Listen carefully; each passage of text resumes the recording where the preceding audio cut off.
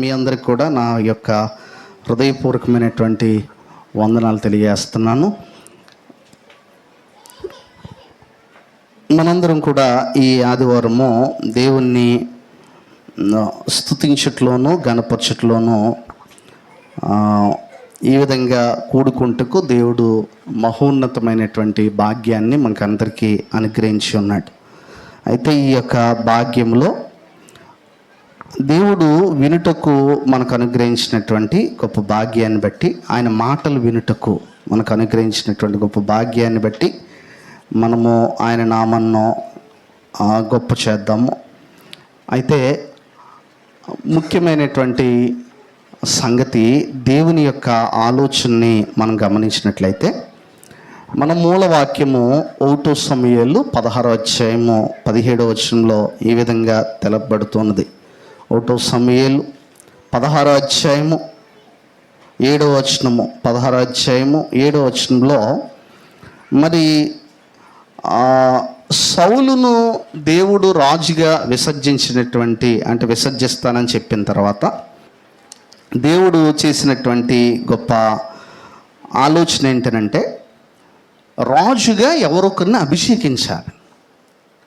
అయితే సమూయేలుని అక్కడ పంపించినప్పుడు జరిగిన సందర్భం ఇది. మీకు అందరికీ ఎన్నో పర్యాయాలు ఈ విషయాలు తెలిసినటువంటి విషయాలు ఇవన్నీ కూడా. సమూయేలు మొదటి గ్రంథము 16వ అధ్యాయము మనం ఆలోచిస్తే ఇక్కడ మనం చూస్తే 7వ వచనాన్ని మనం చదివితే, అయితే యెహోవా సమూయేలుతో ఇలాగ సెలవిచ్చాను, అతని రూపమును అతని ఎత్తును లక్ష్య పెట్టకము, మనుష్యులు లక్ష్య పెట్టు వాటిని యెహోవా లక్ష్య పెట్టడు. నేను అతను త్రోసివేసి ఉన్నాను.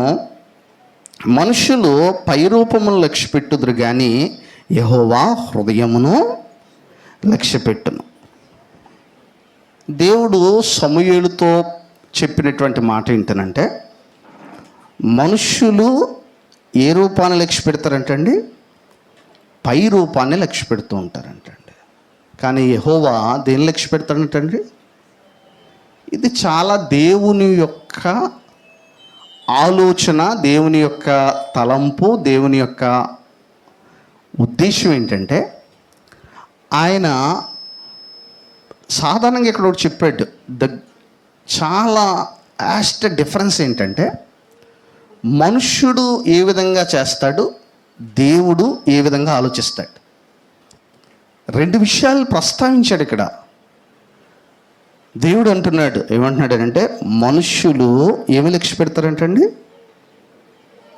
పై రూపమును లక్ష్య పెట్టుదురు. సాధారణంగా మనుషుడి యొక్క లక్ష్యం ఏంటంటే, పై రూపమును లక్ష్య పెట్టేటువంటి గుణం కలిగి ఉంటాడు. అందుకే మానవుడు ఏదైనా చేసేటప్పుడు పై రూపమును లక్ష్య పెట్టి మనుషుల కొరకు ఎక్కువ చేస్తూ ఉంటాడు పనులు. సాధారణంగా మనిషి ఒక వయసుకు వచ్చేటప్పటికి చుట్టూ సమాజం ఉంటూ ఉంటుంది. ఈ సమాజంలో మనుషులందరినీ చూస్తూ ఉన్నప్పుడు మన యొక్క ఆలోచన ఏ విధంగా మారుతుందంటే, మనుష్యులు మనలను, అంటే ఇక్కడ మనం చెప్పబడుతున్నటువంటి విషయం ఏంటంటే, మనుష్యులు పై రూపాన్ని లక్ష్య పెడతారు కాబట్టి మానవుడు స్వాభావికంగా ఏం చేస్తాడనంటే, మనుషులు ఏవైతే లక్ష్య పెడుతూ ఉంటారో వాటి విషయంలో తాను సంపూర్ణుడు అవ్వాలనేటువంటి ఆంక్ష కలిగి ఉంటాడు. సాధారణంగా చూడండి, మానవుడు ఏం చేస్తాడంటే పై రూపమును లక్ష్య పెట్టదు. అది ఒక ఈవెన్ శరీరం దగ్గర నుంచి కూడా చూడండి, మనుషులు ఏది లక్ష్య పెడతారు? మనుషులకి అందుకే సాధారణంగా చూడండి, ఫేస్ చూడండి, మనుషులు ఖచ్చితంగా మొట్టమొదట ఏం చూస్తారు? ఫేస్ చూస్తారు కనపడిన వెంటనే. కాబట్టి వారు అది లక్ష్య పెడతారు. కాబట్టి మన యొక్క ఫేస్ని మనం నీట్గా ఉంచుకోవడానికి ప్రయత్నం చేస్తూ ఉంటాం. అలాగనే మనం ఉద్దేశం ఏంటంటే, పైన ఉండేటువంటి వాటిని లక్ష్య పెట్టడానికి మనుషులు సాధారణంగా లక్ష్య పెట్టేటువంటివి ఏంటంటే, పై రూపాన్ని లక్ష్య పెడతారు. అయితే మానవుడు ఇక్కడ మోసపోయేటువంటిది ఏంటంటే, పై రూపాన్ని లక్ష్య పెట్టేటువంటి వాటి కొరకు ఎక్కువగా సమయాన్ని కేటాయించట, లేదంటే తన జీవితాన్ని వృధా చేయట. మానవుడు ఎక్కడ తమ జీవితాన్ని వృధా చేస్తాడనంటే, పై రూపాన్ని మనుషులు కనిపెడతారు కాబట్టి పై రూపమునకు తగినటువంటి దిద్దుబాటును కలిగి ఉంటాడు. కానీ యెహోవా దేని లక్ష్య పెడతాడట?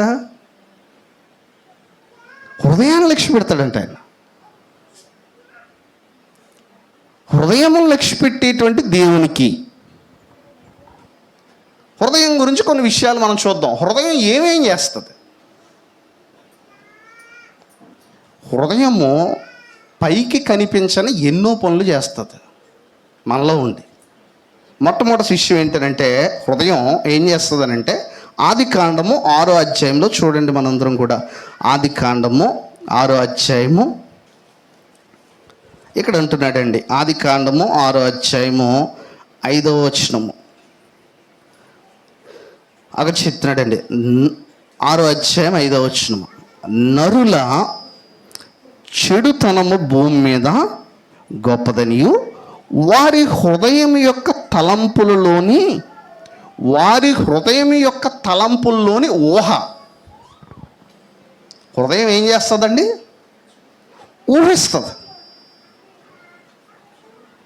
హృదయం ఊహిస్తుంది అంటండి. ఊహించుట. ఊహలకి నిలయం ఏంటి? హృదయం. అంటే హృదయం ఊహిస్తుందండి. అక్కడ అంటున్నాడు, వారి తలంపులలోని ఊహ అంతయు. అంటే హృదయం ఊహిస్తుందండి. ఊహించడానికి కేంద్రం ఏంటంటే హృదయం. రెండో విషయం ఏంటంటే, హృదయము ఆదికాండం 17వ అధ్యాయము 17వ వచనంలో హృదయం చేసేటువంటి మరి ఒక పని ఏంటంటే, ఆదికాండము 17వ అధ్యాయము 17వ వచనంలో ఈ విధంగా ఉంది. చూడండి 17వ వచనము, అప్పుడు అబ్రహాము సాగిలపడినవి 100 ఏండ్ల వానికి సంతానము కలిగిన 90 ఏండ్ల సారా కనున అని మనస్సులో ఏం చేశాడండి? అనుకునేను. అంటే హృదయము అనుకుంటుందంటండి, లేదంటే ఆలోచిస్తుందంటండి. హృదయం ఏం చేస్తుంది? అనుకుంటుంది లేదా ఆలోచిస్తుంది. ఇదంతా ఎక్కడ జరుగుతుంది? హృదయంలో జరుగుతుంది. ఒక మనిషి అలా కూర్చుండగా ఏది పనిచేయదు. అంటే ఒక హార్ట్ తప్ప, ఒక హృదయం అంటే ఆ గుండు కొట్టుకుంటూ ఉంటుంది, నువ్వు కూర్చునే ఉంటావు. కానీ ఎక్కువగా భూమి మీద శరీరంతో చేసే పనుల కంటే హృదయం చేసే పనులు ఎక్కువ ఉంటాయి. మనం ఏమనుకుంటాం అంటే శరీరంతో ఎక్కువ పని చేస్తాం అనుకుంటాం, కానీ హృదయంతో మనం ఎక్కువ పని చేస్తున్నాం జీవితకాలంలో. సాధారణంగా శరీరంతో కొన్ని గంటలు పని చేస్తాం మనం, శరీరంతో లేదంటే డ్యూటీకి వెళ్తాం, శరీరంతో లేదంటే కొన్ని పనులు చేస్తూ ఉంటాం. కానీ ఎక్కువ పని చేసేటువంటిది ఏంటనంటే మన జీవితంలో హృదయం. హృదయం పడుకున్నా ఏం చేస్తుంది? ఆలోచిస్తుంది. కూర్చున్నా ఆలోచిస్తుంది. నడిచెళ్ళినా ఆలోచిస్తుంది. ఆలోచనలకి ఆలోచింపచేసేటువంటిది ఏంటంటే కేంద్రం హృదయం అనేటువంటి సంగతి మనం మర్చిపోకూడదు. అది ఆలోచిస్తుంది. ఇంకొక విషయం ఏంటంటే హృదయము వెతుకుతుంది. ద్వితీయోపదేశకాండము 4వ అధ్యాయము 29వ వచనంలో ఈ విధంగా ఉంది. మీరు నాతో పాటు త్వరగా బైబిల్ ఓపెన్ చేయడానికి దయచేసి సిద్ధపడండి. చూడండి, ద్వితీయోపదేశకాండము 4వ అధ్యాయము 29వ వచనంలో ఈ విధంగా ఉంది.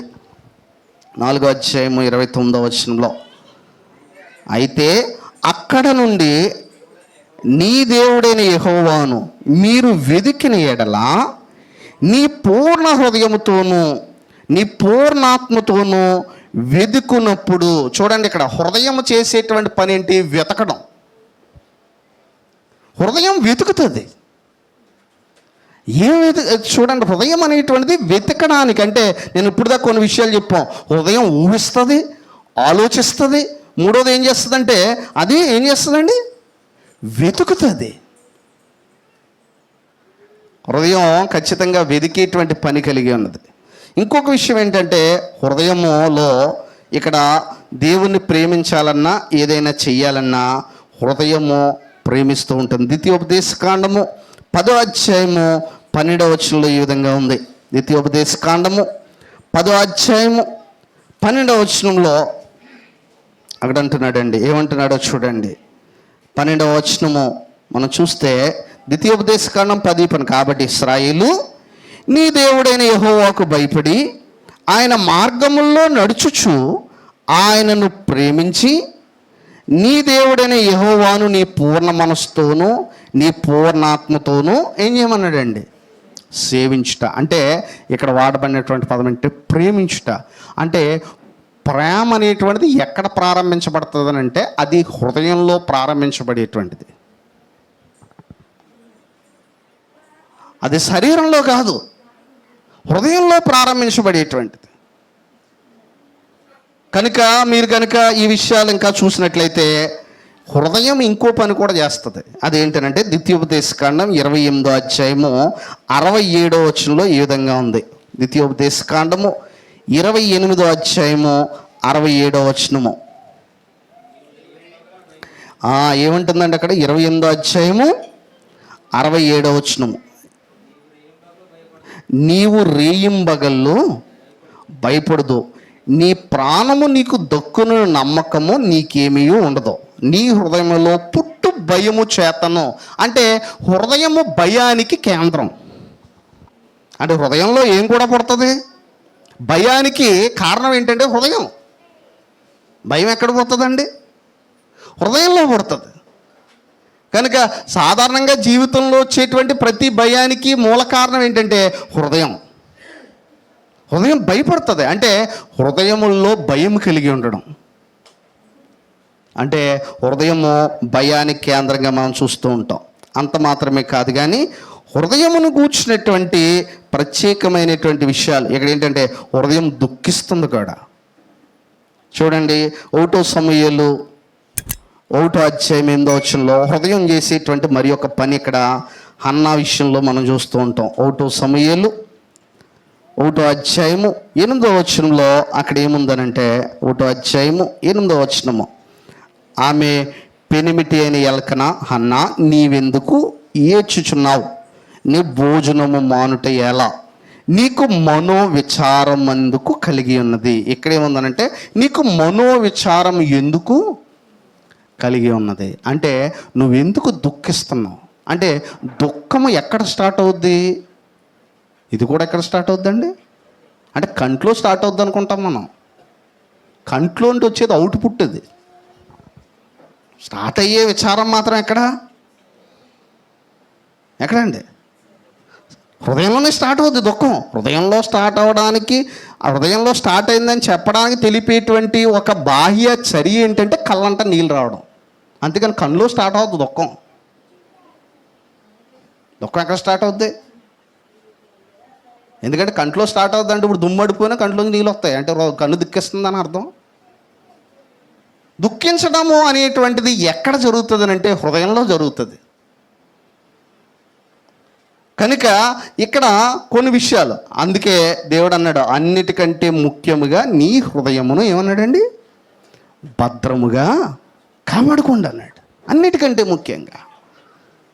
కనుక హృదయం విషయంలో మనము సరైనటువంటి ఆలోచన కలిగి ఉండాలి. అయితే ఇప్పుడు దాకా మనం హృదయం చేసేటువంటి పనులు చూసాం.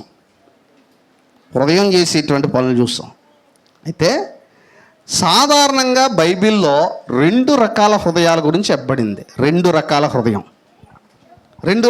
హృదయాలు. మొట్టమొదటిది ఏంటంటే కఠిన హృదయం, రెండోది ఏంటంటే సాత్వికమైన హృదయం. కఠిన హృదయం, రెండోది ఏంటండి? సాత్వికమైనటువంటి హృదయం. దేవుని కొరకు మారాలి అని అంటే, దేవుడు ఏదన్నా వాక్యం చెప్పినప్పుడు అది వెంటనే స్పందించాలనంటే ఏ హృదయం ఉండాలి మనలో? సాత్వికమైన హృదయం ఉండాలి. కఠిన హృదయం మారదు. కఠిన హృదయం ఎంత భయంకరమైనది అని అంటే, ఇప్పుడు మనం ఆలోచించవలసిన ఏంటంటే, నా హృదయము కఠినమైన హృదయమా సాత్వికమైన హృదయమా? కఠినమైనటువంటి హృదయం గురించి బైబిల్ గ్రంథంలో చెప్పబడినటువంటి మాట ఏంటంటే, చూడండి మీరు కనుక చూస్తే ఈ యొక్క బైబిల్ గ్రంథంలో నిర్గమకాండము 32వ అధ్యాయము 9వ వచనంలో ఒక మాట ఉంది. నిర్గమకాండము 32వ అధ్యాయము 9వ వచనము, మరియు యెహోవా ఇట్లనెను, నేను ఈ ప్రజలను చూచి ఉన్నాను, ఇదిగో వారు లోబడనొల్లని ప్రజలు. లోబడడం ఒకటి, దేవుని వాక్యమునకు మనం లోబడుచు ఉన్నామా, తిరగబడుతున్నామా దేవుని వాక్యం మీద? చాలామందికి దేవుని వాక్యం మీద తిరగబడే లక్షణం ఉంటుంటుంది. లోబడుతున్నావా, తిరగబడుతున్నావా? మోషే దేవుని యొక్క వాక్యం చెప్పినప్పుడు ఇశ్రాయేలు ప్రజలు మోషే మీద ఏం చేశారు? తిరగబడ్డారు. మోషే చెప్పిన మాటలను లక్ష్యం ఉంచలేదు వాళ్ళు. మారని హృదయము చెప్పిన వాడి మీద తిరగబడుతూ ఉంటుంది. సాధారణంగా మారని హృదయం ఏం చేస్తుందంటే చెప్పిన వాడి మీద తిరగబడుతుంది. సాధారణంగా మీరు ఎవరికైనా మంచి చెప్పండి, ఆడు మారేయడానికి ఇష్టం లేదనుకోండి, ఖచ్చితంగా చెప్పినోడి మీద నిందేయడానికి చూస్తాడు. ఇది మొట్టమొదటి హృదయం చేసేటువంటి మోసం మనల్ని. మోషే ఇశ్రాయేలు ప్రజలకు మారమని చెప్పినప్పుడు వారు మారకుండా మోషే మీద సనిగారు. ఇది అత్యంత భయంకరమైనటువంటి హృదయం యొక్క కఠినమైనటువంటి స్థితి. అయ్యో దేవుడు చెప్పాడు కదా. అందుకే వారి గురించి ఏమన్నాడంటే, మనం కనుక చూసినట్లయితే ఇశ్రాయేలు ప్రజలందరూ కూడా ఏం చేశారనంటే, మీరు చూడండి ఈ సిచ్యువేషన్ ఎలాంటిదనంటే, మీరు కనుక చూస్తే దేవుడు మోషేతో మాట్లాడడానికి ఆ మోషే పైకి వెళ్ళాడు. కింద ఎవరున్నారండి? ఇశ్రాయేల్ అందరూ ఉన్నారు. మోషేకు తోడుగా దేవుడు తన అన్నగారైనటువంటి ఎవరండి అహరోనుని తోడుగా ఉంచాడు. ఇప్పుడు వీళ్ళందరూ కూడా మోషే ఇంకా రాకపోవడం చూసి వారు ఒక నిర్ణయానికి వచ్చారు. వారు చేసినటువంటి నిర్ణయం ఏంటో చూడండి. వారు ఏం చేశారనంటే, అక్కడ చెప్తున్నాడు 32వ అధ్యాయం 1వ వచనంలో చెప్తున్నాడు. 32వ అధ్యాయం 1వ వచనము, మోషే కొండ దిక్కుండా తడువు చేయట ప్రజలు చూసినప్పుడు ఆ ప్రజలు అహరోను వద్దకు కూడి వచ్చి, లెమ్ము, మా ముందర నడుచుటకు ఒక దేవతను మా కొరకు చేయము, ఐగుప్తులో నుండి మమ్మల్ని రప్పించిన మోషే అనేవాడు ఏమాయనో మాకు తెలియదని అతనితో చెప్పిరి. అందుకు అహరోను ఏం చెప్పాలి? అహరోను ఏం చెప్పాలండి? మోషే అనేవాడు ఏమైపోయాడంటే, లేదు వెయిట్ చేద్దాం మోషే వచ్చేస్తాడు అని అనుకోలేదట. కానీ అహరోను చేసినటువంటి పని ఏంటంటే, అహరోను మీ భార్యలకు, మీ కుమారులకు, మీ కుమార్తెలకు చెవులున్న బంగారు పోగులని తీసి నా యొద్దకు తెండని వారితో చెప్పగా, ప్రజలందరూ తమ చెవులున్న బంగారు పోగులను తీసి అహరోను వద్దకు తెచ్చిరి. అతడు వారి యొద్ద వాటిని తీసుకొని పొగరుతో రూపమును ఏర్పరిచి దానిని పోత పూసిన దూడగా చేసెను. అందుకు వారు, ఓ ఇశ్రాయేలు, ఐగుప్తు దేశం నుండి నిన్ను రప్పించిన నీ దేవుడు ఇదే అనిరి. చూడండి, ఇశ్రాయేలు ఏ విధంగా మారిపోయారు? ఇశ్రాయేలుని ఐగుప్తు నుంచి రప్పించింది ఎవరండి? యెహోవా దేవుడు. కానీ ఆ మహిమను ఎవరికి ఇచ్చేశారు? వాళ్ళకి ఇచ్చేశారు. పైగా ఇక్కడ చూడండి ఏం చేశారనంటే, వారు ఏమంటున్నారనంటే, అక్కడ చెప్తున్నాడు బలిపీఠం కూడా కట్టించారు. అహరోను చూచి దాని ఎదుట ఒక బలిపీఠం కట్టించాను. మరి అహరోను రేపు యెహోవాకు ఏం జరుగుతుంది అంటున్నాడండి. చూసారా టైటిల్ ఎలాంటిది పెట్టారు? ఎవరికి పండగ అంటున్నారు వాళ్ళు? ఎవరికి పండగ అండి? యెహోవాకు పండగ. డైరెక్ట్గా దూడ పండగ అనేది పెట్టచ్చు కదా టైటిల్. పెట్టలేదు వాళ్ళు. రేపు యెహోవాకు పండగ జరుగుతుంది అంటున్నారు. కానీ అక్కడ చేసేటువంటిది ఏ కార్యక్రమం? అక్కడ చేసేటువంటిది మాత్రం అక్కడ దూడను పూజించటం. చాలా సందర్భాల్లో మనము చూసినట్లయితే ఈ వచనాల్ని వీరు ఏం చేశారనంటే లోబడనొల్లని ప్రజల వలె ఉన్నారు. వారు ఏం చేశారనంటే వారి మీద దేవునికి కోపం కలిగింది. దేవుడు చెప్పినటువంటి మాట ఏంటంటే 32:9లో, మరి యెహోవా ఇట్లనెను, నేను ఈ ప్రజలను చూచి ఉన్నాను, ఇదిగో వారు లోబడనొల్లని ప్రజలు లోబట్టలేదంటండి. వాళ్ళు ఇశ్రాయేలీయులు. ఎన్ని మేలు చేశాడు దేవుడు. దేవుడు వారి జీవితాల్లో ఎన్ని మేలు చేశాడు చూడండి. చాలాసార్లు ఈరోజు వరకు మనం బ్రతకడానికి కారణం ఎవరండి? దేవుడు. ఈరోజు వరకు బ్రతకడానికి కారణం దేవుడే. మన యొక్క జీవితాల్లో ఈరోజు వరకు బ్రతకడానికి కారణం ఎవరు? దేవుడే. మనమంటూ మనము సజీవులుగా ఉండలేము. ఎందుకు ఈరోజు వరకు మనల్ని బ్రతికించాడు? ఆయనకు లోబడే ప్రజలుగా ఉండాలని. What he is saying. దేవుడు ఏమైతే మాట్లాడుతున్నాడు మనతో, దేవుడు ఏ ఉద్దేశాలనైతే తన గ్రంథములో, ఏ వాక్యాన్నైతే మన వినికిడిలో వినిపింపజేస్తున్నాడో ఆ వాక్యమునకు మనం ఏం చేయాలండి? లోబడేటువంటి హృదయం కలిగి ఉండాలి. ఇంకొక సంగతిని మనం చూసినట్లయితే ఈ లోబడేటువంటి హృదయమును ఒకని జీవితంలో మనం చూస్తూ ఉంటాం. అదేంటనంటే చూడండి, లోబడే హృదయం. ఇక్కడ ఏం చేశాడనంటే లోబడాలి అని అంటే మనిషి దేవునికి లోబడాలి అని అంటే అతని హృదయంలో గర్వం అనేటువంటిది ఏమాత్రం ఉండకూడదు. గర్వం ఉన్నటువంటి వాడు ఏ నాటికి లోబడ్డు. ఒక విషయం దేవుడు చెప్పాడు అనుకోండి, అది రైట్ అంతే, నేను రాంగ్, ఈ నిర్ణయానికి వచ్చేయాలి. లేదు ఇది కూడా రైటే అనుకున్నాడు అనుకోండి, అప్పుడు ఆటోమేటిక్గా దేవుడి కంటే ఎక్కువగా హెచ్చించుకోవడం. యోబు అంటూ ఉంటాడండి, ఆయన ఆజ్ఞను నేను జాడ విరవగా, ఆయన ఆజ్ఞను నేను విన్నప్పుడు నా స్వభిప్రాయం కంటే ఎక్కువగా ఎంచి తిని. మన అభిప్రాయాలు చాలా ఉంటాయి భూమి మీద. ఇప్పుడు చూడండి, మనందరం కూడా ఇక్కడ ఎంతమంది ఉన్నాం? ఒక 50 మంది లోపల ఉన్నాం. 50 మందిని కూర్చోబెట్టి మీ ఒపీనియన్ ఏంటంటే ఒకదాని మీద రకరకాల అభిప్రాయాలు ఉంటాయి. కానీ దేవుని దగ్గరికి వచ్చేటప్పటికి అభిప్రాయాలన్నీ పక్కనెట్టేయాలి. ఆయన ఆజ్ఞ ముఖ్యం.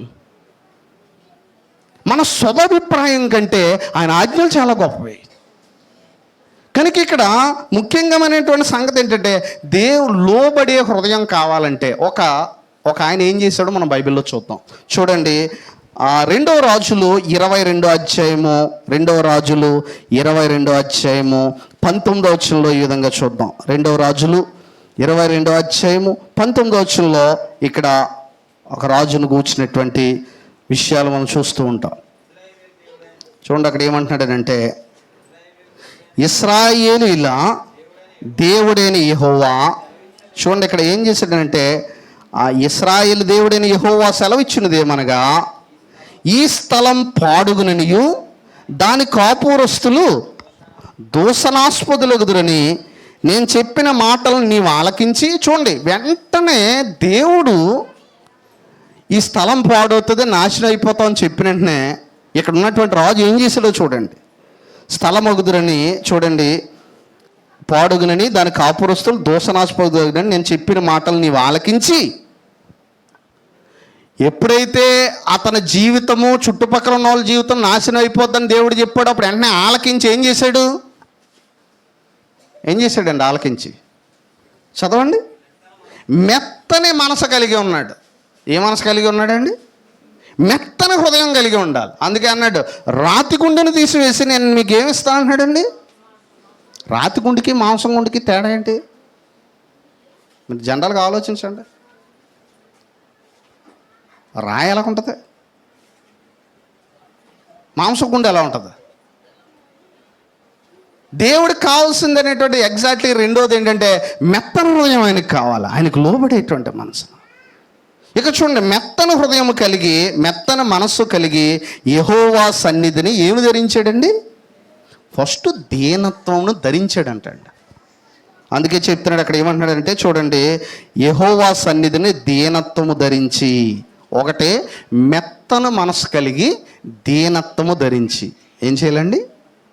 దీనత్వం. దీనత్వం అనేటువంటిది చాలా ప్రాముఖ్యమైనటువంటి. దీనత్వం ఎక్కడ ప్రారంభించబడుతుంది? దీనత్వం ఎక్కడ ప్రారంభించబడుతుంది? హృదయంలో. దేవుడి మాటలు మనం ఇంటికాడ బైబిల్ చదువుతూ ఉంటాం. బైబిల్ చదువుతున్నంత సేపు మన హృదయం దీనుడిగానే ఉండాలి. హృదయం దీనత్వంతో ఆలోచించటం, దీనుడిగా ప్రభువా నీ దాసుడు, అందుకే సమూయేలు అంటుంటాడు, నీ దాసుడు ఆలకించున్నాడు. ఎంతో మంది ఆ రోజుల్లో మనం ఆలోచించినట్లయితే ఇశ్రాయేల్లో చాలామంది తిరిగిపోయినటువంటి వారు ఉన్నారు. కానీ కొంతమంది రాజులైతే ఏం చేశారంటే ఆ మాటలు ఆలకించి మెత్తని హృదయం కలిగినటువంటి వారే దీన మనస్సును ఏం చేశారంటండి, ధరించారు. మనస్సుకు దీనత్వమును ధరింపజేయటం, దీనత్వాన్ని. దేవుడు ఎప్పటికైనా ఇష్టపడేది ఏంటంటే దీనత్వం. ఈ దీనత్వం ఎలా వస్తుందనంటే సృష్టిలోనంటండి భూమి సూర్యుని చుట్టూ ఏం చేస్తుంది, తిరుగుతుంది. మనందరికి తెలిసిన విషయమే. ఎన్నో కొన్ని వేల కిలోమీటర్ల వేగంతో తిరుగుతుంది. రీసెంట్గా ఒక ఆయన ఏమన్నాడంటే, శాస్త్రవేత్త, ఎవరో ఒక శాస్త్రవేత్త అన్నాడు, ఒక్క సెకండ్ కనుక భూమి తిరగడం ఆగిపోతే మొత్తం ప్రపంచం అంతా కొలాప్స్ అయిపోతుంది. ఇంకెందుకు ఈ భూమి మీద గర్వాలో, ఒక్క సెకండ్ చాలు. ఈ భూమిని తిప్పడం ఆపేశాడు అనుకోండి, ఇంక నువ్వు ఏమున్నది, నువ్వు ఏం సంపాదించావు, ఏముందని ఇవన్నీ అనవసరం. భూమి ఎగిరిపోతే మనం ఎక్కడ ఉంటాం? ఒక్క సెకండ్ కనుక భూమి తిరగడం ఆగిపోయింది అనుకోండి, ఇంకా మన గర్వాలు, మన అత్యాలు ఇవన్నీ పక్కన పడిపోతాయి. ఒకటి, మనం బ్రతకడానికి కారణం దేవుడు. దేవుడు ఎప్పుడు కూడా మనం కలిగి ఉన్న దేది కూడా మనం బ్రతకడానికి మూల కారణం కాదు. ఎందుకో తెలుసా, మనకు భూమి మీద ఎన్ని ఉన్నా భూమి తిరగడం ఆగిపోయింది అనుకోండి, ఏమైపోతాయి మొత్తం అన్నీ కూడా. ఒక్క సెకను, నేను ఇంకా ఒక నిమిషం అని కూడా అంటలేదు, ఒక సెకను. అంటే ఈ భూమిని అలా తిప్పుతున్నది ఎవరు అంటే ఈరోజు మనం బ్రతకడానికి కారణం ఎవరు? భూమి తిరగడం ఆగిపోయింది అనుకోండి, ఇంకా మన ఒంట్లో ప్రాణం ఉన్న ఉపయోగం లేదు. అందుకే మనం పాట పాడుతూ ఉంటాము చాలా సందర్భాల్లో, లెక్కింపులైన స్తోత్రాల్లో కానీ ఆ భూమి గురించినటువంటి, భూమి ఆకాశములు నిన్ను ఏం చేస్తున్నాయి, స్తుతిస్తూ ఉన్నాయి. కనుక భూమి గురించినటువంటి ఒక ఆలోచన ఎప్పుడు మనకు ఉండాలి. ఏంటంటే మనము ఈరోజు ఈ విధంగా ఉండడానికి గల ముఖ్యమైనటువంటి కారణం ఏంటంటే దేవుడే. ఎందుకంటే చాలాసార్లు మన హృదయాల్లో ఒక విషయం వచ్చేటువంటి అవకాశం ఏంటంటే, మనం చూస్తే బైబిల్ గ్రంథంలో కొన్ని సంగతులు మనం చూస్తే 2 రాజులు 22:19 మనం కింద ఇంకా వెళ్తున్నట్లయితే చూడండి ఏమంటున్నాడనంటే, మెత్తని మనసు కలిగి యెహోవా సన్నిధిని దీనత్వము ఏం చేశాడండి, ధరించి నీ బట్టలు చింపుకొని నీ మనవిని, చూడండి ఏం చేశాడండి, యెహోవా సన్నిధి దీనత్వం ధరించి నీ బట్టలు చింపుకొని నా సన్నిధిని కన్నీళ్లు రాల్చితివి కనుక నీవు చేయు మనవిని నేను ఏం చేశాను. జీవితంలో ఏదన్నా భయం ఉందనుకోండి భవిష్యత్తు గురించి, అప్పుడు మనం ఏం చేయాలి, మొట్టమొదటిగా ప్రార్థన చేయాలి, దేవుని దగ్గరికి వచ్చేయాలి. ఎలా రావాలి దేవుని దగ్గరికి? దీనత్వంతో రావాలి. దీనత్వంతో మనం వచ్చినట్లయితే, దీనత్వంతో మనం ప్రార్థన చేసినట్లయితే, ప్రార్థనలో ప్రాముఖ్యంగా దేవుడు చూసేది ఏంటంటే దీనత్వం. అతడు ఎలాంటి మనసు కలిగి ప్రార్థన చేస్తున్నాడు. ఇంటి దగ్గర మనం ప్రార్థన చేసేటప్పుడు, నేను రోజు ప్రార్థన చేస్తున్నాను, 2 పూట్ల చేస్తున్నాను, ఓకే మంచిదే. దీనత్వం కలిగి ప్రార్థన చేస్తున్నావా? కొన్నిసార్లు నువ్వెవరు అంటే పేరు చెప్తే సరిపోద్ది, కానీ ఏం చెప్తూ ఉంటాం మనం ఎక్కువగా, ఆయన్ని మనం బ్రతకడానికి అవసరమేమో అనుకుంటాం. నో, ఆయన ఇచ్చాడు కాబట్టి కృపను బట్టి బతుకుతున్నాం అంతే. అవసరమైతేనే చెప్పాలి అన్నీ, మిగతా ఏమీ మనం బ్రతకడానికి కారణం కాదు. ఫస్ట్ మానవుడు తెలుసుకోవాల్సింది ఏంటంటే, దేవుడు కృప వల్లే నేను ఈ భూమి మీద నిలబడగలిగాను. ఇది మానవుడు గ్రహించవలసిన విషయం. ఇంకేదన్నా ఉందా ముఖ్యమైనటువంటి కారణం? అందుకే యెషయా గ్రంథంలో ఒక మాట అంటూ ఉంటాడు, దేవుడు ఏమంటుంటాడనంటే, తమ నాసికారంధ్రములో శ్వాసను లేదంటే జీవాయుని కలిగినటువంటి మానవుని ఏ విషయంలో లక్ష్య పెట్టవచ్చు అంటాడండి.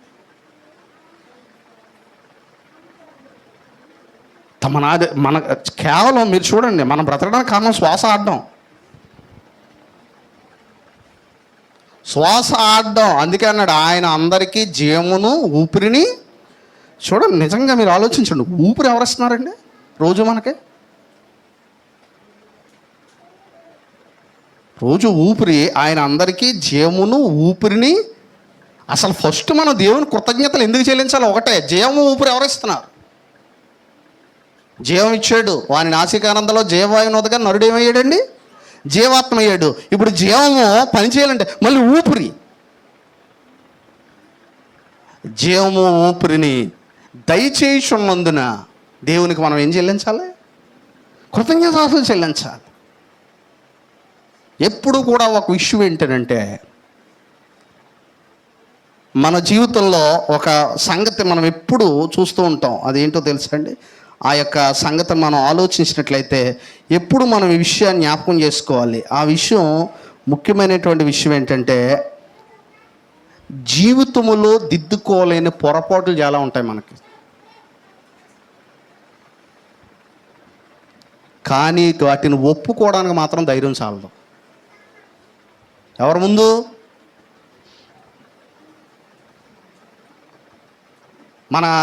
మన హృదయం మనకు అర్థం అలా కనబడుతూ ఉంటాయి. మనం ఎక్కడికో అర్థానికి వెళ్ళక్కర్లేదు. మన హృదయము మన యొక్క అర్థం. అందుకే అన్నాడు, మన హృదయము మన యందు ఏం చేయకూడదు? దోషారోపణ చేయకూడదు మన హృదయం. అప్పుడు జీవితంలో దిద్దుకోలేనటువంటివి ఏమైనా ఉన్నప్పటికీ మనము వాటిని ఒప్పుకుంటకు. సమరయ స్త్రీ ఒప్పుకుందండి. అలాగా సమరయ స్త్రీ తిరగబడలేదు. అమ్మా వెళ్ళి నీ భర్తనే తీసుకొని రా, నీకు జీవజాలను ఇస్తాను. ఆమన్నది, అయ్యా నాకు భర్త లేడు. ఆయన అన్నాడు, నీకు 5 పెనిమిట్లు ఉన్నారు, ఇప్పుడున్నవాడు నీవాడు కాదు అని చెప్పిన వెంటనే ఆమె ఏమన్నదో చెప్పండి. వెంటనే ఎస్, ఆమె ఒప్పుకుంటుంది ప్రభు ముందు. నా జీవితాన్ని చెప్పేశాడు. మన జీవితాన్ని అందరికంటే బాగా ఎవరు చెప్పగలరో తెలుసండి? దేవుడు. వాక్యం చెప్పగలదు, మనతో మాట్లాడతాడు. ఎందుకు? వాక్యం ఎక్కువగా వినడానికి కలిగినటువంటి ప్రాముఖ్యమైనటువంటి కారణం ఏంటంటే, మన జీవితం గురించి దేవుడి కంటే బాగా ఎవరికీ తెలియదు కనుక ఒప్పుకుందండి. ఒకరోజు యేసుప్రభు వారు వెళ్ళిపోతుంటే యేసుప్రభు వారు ఒక మాట అన్నారు. అయ్యా మా పిల్లల్ని, అంటే అక్కడ ఉన్నటువంటి ఒక ఆమె వచ్చి, అయ్యా మా పిల్లల్ని ఏం చేయమన్నదండి? స్వస్థపరచమని. అంటే అమ్మ, మనుషులకి ఎట్టేటువంటి ఆ యొక్క, అక్కడ ఏదో ఒక మాట అంటుంది, ఎట్టేటువంటి రొట్టె ముక్కలో కుక్క పిల్లలకి ఎట్టుట ఏమన్నాడండి ఆయన? యుక్తం కాదు అని చెప్పిన ఆమె ఏం చేసింది? ఆమెలో ఉన్న దీనత్వాన్ని దేవుడు చూశాడు.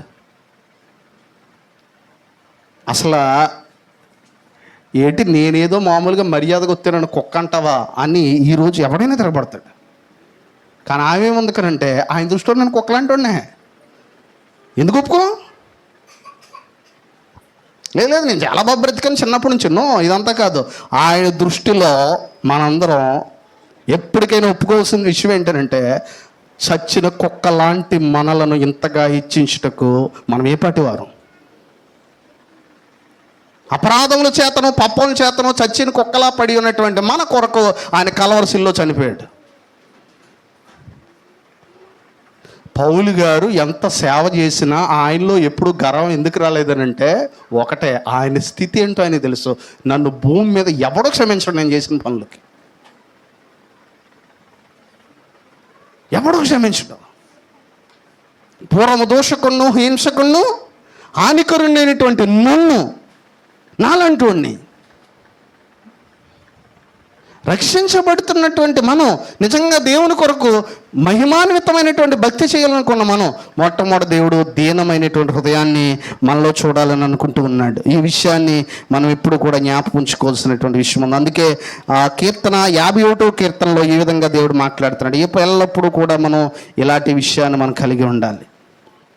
51వ కీర్తన 1వ వచనము,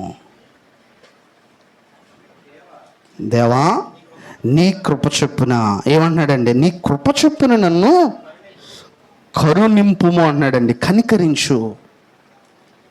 ఎప్పుడైనా మన హృదయంలో పాపం చేస్తామని మనకు అనిపించినప్పుడు, పాపం అంటే ఏంటి? ఆజ్ఞాతిక్రమే పాపం. చాలా సందర్భాల్లో నెబుకద్నెజరు అంటే పాపాలు రెండు సంబంధమైనవి అండి. శరీర సంబంధమైన పాపాలు, హృదయ సంబంధమైన పాపాలు.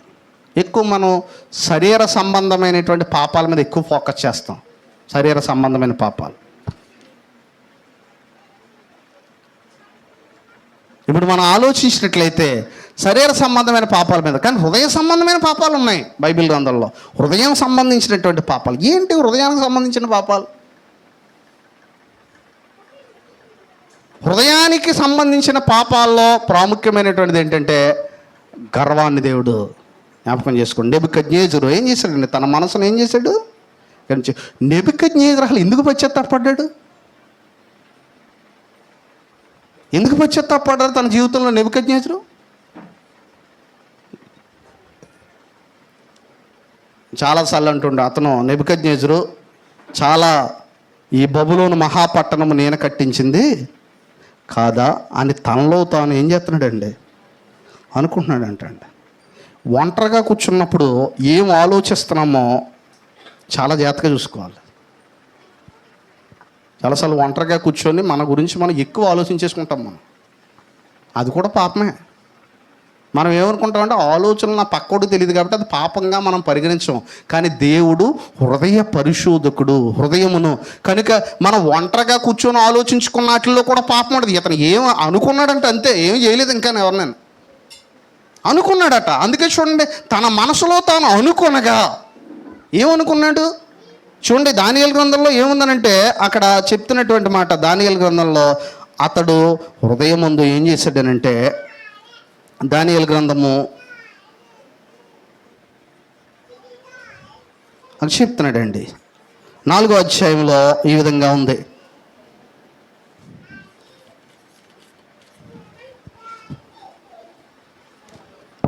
ఫ్యాన్ కట్టేశానమ్మా. 4వ అధ్యాయం ఇక్కడ మనం చూసినట్లయితే, థ్యాంక్స్ అమ్మా.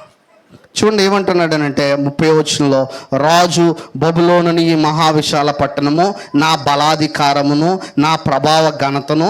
సాధారణంగా ఏంటంటే ఏదన్నా కట్టడం కనుక కట్టించామనుకోండి, అది మన ప్రభావం దాని నుంచి కనపడాలని కోరుకుంటాం. మనం ప్రభావం, నా ప్రభావం కనపడాలి.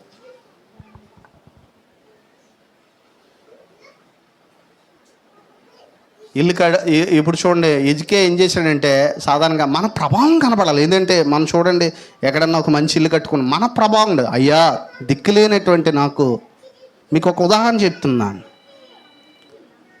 ఒక సంఘంలో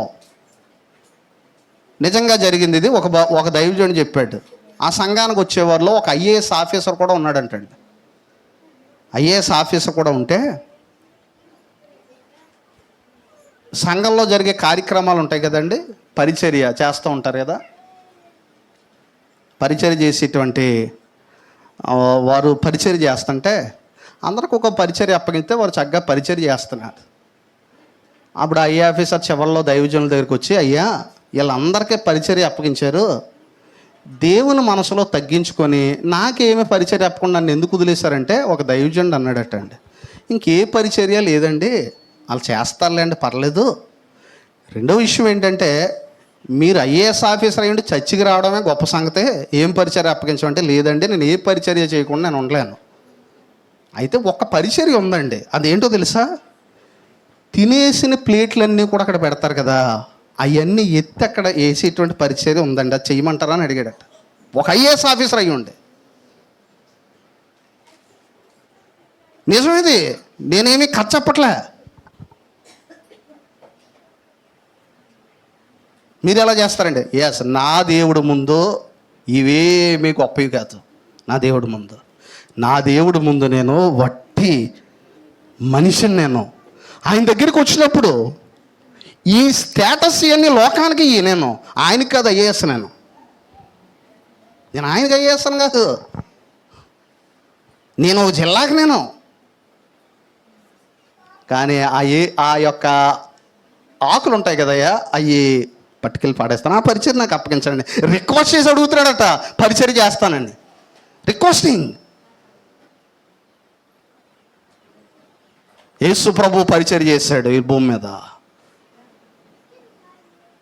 యేసు ప్రభు పరిచయం చేయగలిగింది నేనే పాటి వాడిని.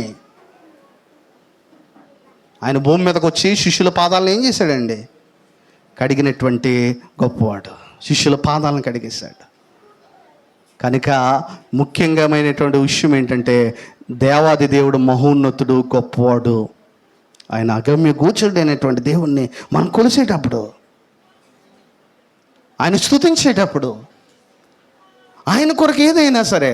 దావీదు చూడండి, దావీదు పాపం చాలా ఇచ్చాడండి దేవునికి. దేవునికి ఎంతో ఇచ్చేసి ఒక మాట అన్నాడండి, అయ్యా ఎంతగా మేము ఇచ్చుటకు ఏ పాటి వారం. ఇచ్చిన తర్వాత ఏమన్నాడండి? ఏ పాటి వారం. మా బ్రతుకు ఎలాంటివి, ఏ పాటివి? నీకు ఇచ్చిన దాంట్లో నేను నీకు ఏం చేసాం? ఇచ్చి ఉన్నాము. అయ్యా స్వీకరించు, రిక్వెస్ట్ చేస్తున్నాడు. అంటే ఇక్కడ ఏమన్నాడంటే, అంత ఇచ్చినా నువ్వు నన్ను స్వీకరించాలి నాలంటోడి దగ్గర. నువ్వు స్వీకరించకపోతే చేయను. హీఈస్ రిక్వెస్టింగ్ టు గాడ్, దేవుని పట్ల. అందుకే అన్నాడు, విరిగి నలిగిన హృదయం గలవారికి యెహోవా ఆసన్నుడు. దేవుడు తోడుగా ఉంటాడు అంటున్నాడండి. విరిగి నలిగిన హృదయం, విరగని హృదయం. అందుకే బ్రేక్ ద హార్ట్. నీ హృదయం విరవబడాలి. అలా ఉండిపోవడానికి ఏం లేదు, అది విరవబడాలి. అందుకని విరిగి నలిగిన హృదయం, విరగని హృదయం చాలా డేంజర్. మన హృదయం వాక్యం చెప్తున్నప్పుడు విరుగుతుందా, ఇంకా కఠినమైపోతుందా? ఇది విరిగిందంటే మనకి ఎంతో ఆశీర్వాదకరం. అది విరగాలి. దేవుని వాక్యం మన చెవుల్లోకి వెళ్ళినప్పుడు మన హృదయం విరిగిపోవాలి. ఎంత విరిగిపోవాలంటే ధూళి లాంటి వాడిని అనే స్టేజ్కి మనం వెళ్ళిపోవాలి. అబ్రహాము దేవునితో మాట్లాడేటప్పుడు ఒక మాట అన్నాడండి. ఏమన్నాడంటే, అయ్యా ఒక్కసారి నేను తెగిస్తున్నానయ్యా నీతో మాట్లాడడానికి. తను 2 విషయాలతో పోల్చుకున్నాడు అబ్రహాం. 2 విషయాలతో. ఆ 2 ఏంటో తెలుసండి? ధూళి, బూడిద. ధూళి లాంటి వాడిని, బూడిద లాంటి వాడిని అయినటువంటి నేను, నాలాంటోడు నీతో మాట్లాడి తెగిస్తున్నాడు. కనుక భూమి మీద లోబడే హృదయం కావాలి అని అంటే, మనం లోబడే హృదయం మనం దేవునికి ఇష్టం. ఎందుకంటే God is always seeking the humility. దేవుడు లోబడేటువంటి హృదయాన్ని మనం చూస్తున్నాడు. ఆ లోబడుటలో మనం ఇంకా ఇంకా ఇంకా ఇంకా మారాలి. ఇంకా ఇంకా ఇంకా ఇంకా దేవుని క్రీస్తు సంపూర్ణత. చాలాసార్లు అనుకుంటాం, ఇంకేం మారాలి. త్రాగడం మానేశాను, లేదంటే రకరకాలైనటువంటి పాపాలు మానేశాను, లేదంటే నేను చాలా మారాను దేవునిలోకి వచ్చినాయి. ఇంకేం మారమంటారండి? క్రీస్తును కలిగిన మనసు మీరును కలిగి ఉండడి. క్రీస్తులా మారాలి. క్రీస్తు అంతగా మారాలి. ఈ భూమి మీద మనలో క్రీస్తు అంత మారినటువంటి వారు మనం ఎవరం కాదు. కనుక ఎలా మారాలి అనేటువంటి దాని కొలమానం ఏంటంటే క్రీస్తు. అందుకే క్రీస్తు స్వారూప్యం మనలో ఏర్పడాలి. క్రీస్తు స్వారూప్యము. క్రీస్తు ఎవరి పని నెరవేర్చాడండి ఈ భూమి మీద? ఎవరి పని నెరవేర్చాడు? తండ్రి పని నెరవేర్చాడు. తండ్రి పని నెరవేర్చడానికి ఈ భూమి మీద ఏ మనసును తీసుకొని వచ్చాడు? ఆయనకు తగ్గింపు మనసే. తండ్రికి లోబడ్డాడు. ఈ భూమి మీద చాలా లోబడ్డాడు. ఎంత లోబడ్డాడంటే, నాలాంటి పవిత్రుడికి, నాలాంటి పాపము లేని నిర్దోషికి ఈ శ్రమలేంటి, ఈ కష్టాలేంటి, లేదంటే మన ఆలోచన ఈ గిన్నె ఏంటి అని అడగలేదు ఆయన పవిత్రుడు, నిర్దోషియు, నిష్కలముసుడు అయ్యుండి కూడా తను తగ్గించుకున్నాడు. మనలో తగ్గించుకుపోవడానికి గల కారణం ఏంటో తెలుసా? చాలామందిలో ఎంతో కొంత మంచి మనలో ఉండడం వల్ల తగ్గించుకోము మనం. ఎంతో కొంత మంచి ఉంటుంది, దాన్ని బట్టి నేను తగ్గించుకోవాల్సిన అవసరం ఏంటి? నో, ఇక్కడే పులి స్టాప్ పడిపోద్ది మనం మారకపోవడం అనేటువంటి. ఎంతో కొంత మంచి మనలో ఉన్నప్పుడు ఈ మంచి ఏం చేస్తుంటుంది? అంతమంటూ నాలాంటోడు శ్రమ పడడం ఏంటి, నాలాంటోడు దుఃఖపడడం ఏంటి, నాలాంటోడు నిందించడం ఏంటి? నో, పాపమే ఎరుగని ఆయనను శ్రమ పెడుతున్నటువంటి, పాపమే ఎరుగని క్రీస్తునే శ్రమ పెడితే, అసలు పాపమే తెలియదు ఆయనకి, అలాంటి ఆయన శ్రమ పెట్టారు. పాపమే తెలియని ఆయన శ్రమ పడ్డాడు. పాపం అంటే ఏంటో తెలిసినా ఈ రోజున మనం ఎదుటోని క్షమించాలంటే,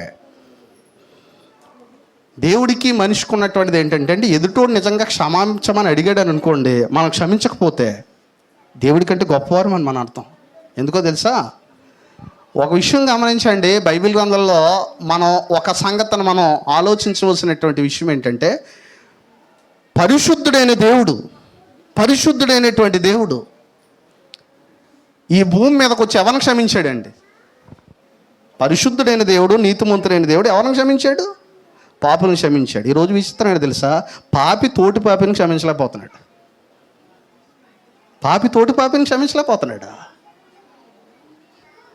పరిశుద్ధుడైన దేవుడు తోటి తన యొక్క పాపాత్ముడైన మానవుని క్షమించాడు. అలాగున్నే దేవుడు క్షమించాలంటే, హృదయపూర్వకంగా మనం జీవించాలంటే దేవుని కొరకు ఒకటే మూలం, మెత్తని హృదయాలు, పొడవబడిన హృదయాలు, సాత్వికమైన హృదయాలు. అందుకే వారు అంటే వాక్యం చెప్పిన వెంటనే వారి గురించి ఒక మాట ఉందండి. ఏముందంటే అపోస్తుల గారు 2 వారి హృదయములో వారు ఏం చేశారంటే అండి,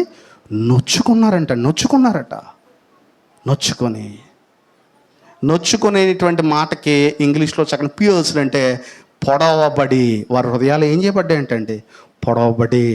ఏంటి మేము సిలువేస్తామా అని అంటలేదు వాళ్ళు. అయ్యలారా, మేమేం చేయాలి ఇప్పుడు చెప్పండి అంటే, ఎప్పుడు కూడా మనకు ఆలోచించండి, మెత్తన హృదయానికి కఠిన హృదయానికి డిఫరెన్స్ ఏంటో తెలుసండి. కఠిన హృదయం అన్నీ చేశాను అనుకుంటుంది, మెత్తన హృదయం ఏం చెయ్యాలని అడుగుతుంది. మెత్తన హృదయం ఎప్పుడు దేవుని కొరకు ఏం చేయాలని అడుగుతుంది. కఠిన హృదయం ఎన్నో చేశాను అనుకుంటుంది, కానీ మెత్తన హృదయం ఇంకా ఏం చేయాలి నా ప్రభు కొరకు. అందుకే నేను సువార్త విషయంలో పానార్పణంగా ఏం చేశాను అంటున్నాడండి, పోయబడి ఉన్నాను. దాని సంబంధమైనటువంటి సేవలో పానార్పణంగా పోయబడి ఉన్నాను. ఎందుకంత ప్రాణార్పణంగా పోయబడి ఉన్నావు పౌలు గారు? ఎందుకంత పౌలు ఎందుకు తగ్గించుకున్నాడనంటే ఆయన నన్ను ప్రేమించాడు. ఇప్పుడు ఏం చెయ్యాలన్నా ఆయన ప్రేమ నన్ను ఏం చేస్తుంది, చేస్తుంది. కాబట్టి ఎప్పుడూ కూడా మనం ప్రభురాత్రి భోజనం దగ్గరికి వచ్చినప్పుడు కూడా ఒకటే, ఆ ప్రభురాత్రి భోజనం తీసుకునేటువంటి మనందరం కూడా ఆరాధనలకి రావాల్సిన వారికి ఉండవలసిన యోగ్యత ఏంటంటే, ఒక ఆయన మాట అన్నాడు, ఆరాధనకి వచ్చేటువంటి వారికి ఉండవలసిన మొట్టమొదటి యోగ్యత ఏంటంటే, నేను యోగ్యుడిని గ్రహించడమే నీకున్న మొట్టమొదటి యోగ్యత. నేను యోగ్యుడిని కాదని గ్రహించడమే నీకున్న మొట్టమొదటి యోగ్యత. ఆ దేవుణ్ణి ఆరాధించుటకు నేను యోగ్యుడిని కాదు అని నువ్వు గ్రహించడమే ఆరాధనలో మనకు ఉండవలసిన యోగ్యత. అదే మొట్టమొదటి. అందుకే మనం అందరం కూడా ఏంటంటే, తగ్గిన ప్రభురాత్రి భోజనం వచ్చేటప్పటికి మనందరం కూడా ఒక సంగతిలో, ఒక ప్రాంతంలో జరిగినటువంటి విషయం ఏంటంటే, ఒక తండ్రి తన కుమారుడిని తీసుకెళ్తూ ఉన్నాడు. చాలా సందర్భాల్లో మీకు తెలియజేశాను. తండ్రి తన కుమారుని తీసుకెళ్తుంటే అక్కడ యేసు ప్రభు వారి యొక్క స్టాచ్యూ, అంటే వారు అలా కట్టారు, వాళ్ళు ఆ శిలువ మీద రక్తం మరకలో ఇలాంటివి గట్ట వేసి వారు కడితే ఆ కుమారుడు అడిగాడంట, తండ్రి నాన్న ఆయన అక్కడ ఎవరు వేలాడదీశారు?